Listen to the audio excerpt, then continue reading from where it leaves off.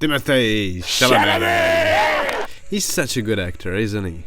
Of course he is. And he pulls a good performance in Marty Supreme. Of course he does. How could he not? Because above all, Tim Cham is a nepo baby multi-millionaire who studied acting at the most prestigious schools in New York, one of the most expensive places to live on this planet. So of course he's a great actor. On top of being a scheming little marketer right now. He sure knows how to fill the seats at the theater, and he doesn't care whether he does it honestly or not. Cause Marty Supreme really isn't about no pursuit of greatness, so he really shouldn't be advertising it as such. Cause what it's actually about is running away from problems, only to find yourself running in circles instead. And I just have to say, please don't let this story get misunderstood by sociopath business bros in the way American Psycho or The Wolf of Wall Street got. Cause with little Tim's empty-eyed performance and diabolical marketing scheme to Josh Safdie, because when I think heaven knows what, I think SWAT! This film specifically panders to those psychopath morons, Andrew Tate and Jake Paul type of asshole beings, who don't even care to ever be called a human. And I just have to ask, do we, in America mainly, really need this type of story right now? Now, at the dawn of the dystopian fever nightmare of a divided society we live at the point where we feel a world war could rain upon us at any given moment. Do we need this perfect capitalist propaganda of a story? Do we need more stories right now that just paint the Jews as being the fucking worst? I can't stand those fucking people who feel the need to defend this stupid doofus of a character saying you don't have to like every main character ever, or you don't have to relate to every protagonist, or even calling him inspirational when hearing criticisms about this whiny-ass little bitch of a sociopath with no emotion. Like dab, but have those people ever even seen a Safdie film before? Cause Safdies have always been given us challenging characters to relate to. This is like their whole thing. Of course Connie and Howard are fucking assholes, but they have something Marty is desperately missing. A soul, a humanity, a relatable factor. I am better than you. You're an ignorant fuck. Connie believes in a greater purpose for himself, just as Marty does. And he uses women both way older and way younger than he is, just as Marty does.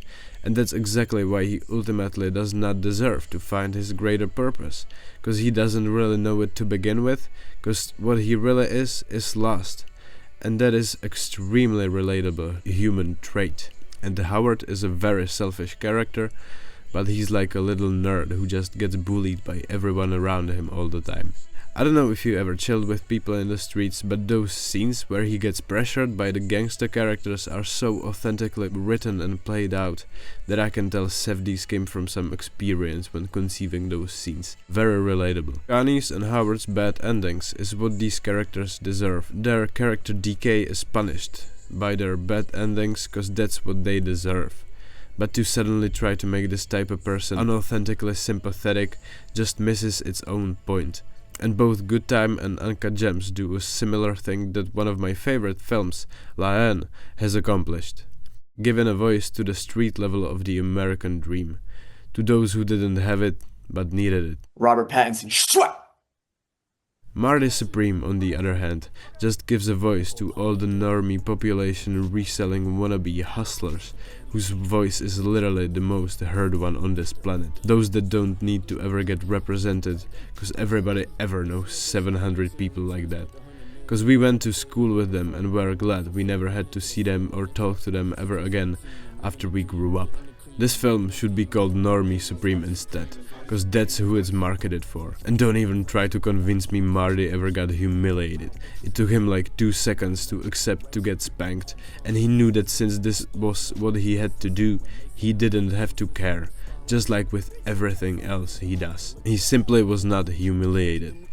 Now if he actually kissed the pig in the end, maybe the finale would have had a more of the intended effect on me. So the fact we're forced to watch this unremarkable, boring, empty being have a happy ending, succeed in his dream, even when that dream is tiny and just in his head and lame as fuck, and to be forced to feel the triumph with him makes for an incredibly unsatisfying climax. Cause we haven't spent not even 1 second in the whole 2.5 hours of this film to find any opportunity to ever start to root for the main character.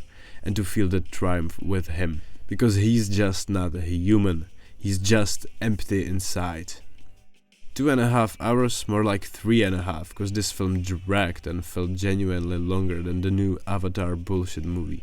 Don't get me to begin with the whole period piece aspect of this film, because they just didn't give a single fuck about making an authentic one. Tyler, the creator, and Chalamet especially just sound like two 2020s Los Angeles people. What do you mean you pull out? In the 50s? Shut the fuck up and stop annoying me. Go tell that to the Kardashian you're in a classic Hollywood sham marriage with, Timothée. Everybody has such an iPhone face. Tyler's character is black in the 50s, but no one bats an eye at him. The end, Odessa gets put into a hospital room with black ladies who definitely wouldn't have even been able to stay on the same floor as her, let alone in the same room. Doing a period piece, but using music from a different time is such tired and dead concept, and Peaky Blinders have killed it. And the song choices? They've picked some of the most overused music in movies ever. I've heard most of the song used much better in many different pieces of media. But to give credit where credit is due, the actual soundtrack is honestly amazing, I'd say even better than the Uncut Gems one. Odessa is really good in the film and actually tries to do some actual New Yorker accent in this. My queen, Fran Drescher, is good, though fairly underutilized in the film. The whole thing is beautifully shot and uses the classic Sevdinon characters in a fun way. Radio Man was great to see. I just sound angrier than I really am, because overall I think it's a pretty good movie, but I just can't see little scrawny ass Chalamet playing varied characters anymore. He's just playing a different version of himself every role now. He's become his generation's Leonardo DiCaprio, and I honestly get it. Once you reach such star power, it'll become impossible for you to disappear into a character. Your naturally inflated ego just won't ever allow it. And I hate the whole marketing scheme of his, lying about pursuit of greatness and pretending this is a top-of-the-line performance. He's not important. He treats drama as like a rocket science, and sheeple are just gobbling it up. Wake up! It's just an alright performance. If it was more than that, then they wouldn't have to feel the need to enhance it by adding those CG tears onto his face, and wouldn't feel the need to push an emotion onto me that clearly wasn't there in the performance to begin with. But in the end, I think it's safe to now crown Josh as a winner of the Safdie Brothers directorial divorce event, as Marty Supreme flies way above Benny's The Smashing Machine for sure, although since Benny is the actor of the two, he clearly understands human characters more than Josh does, so the best thing be if they banded together for the next project again, seeing that's when they're both at their strongest game. Adam Sandler, Tiff, standing ovation. Schwat!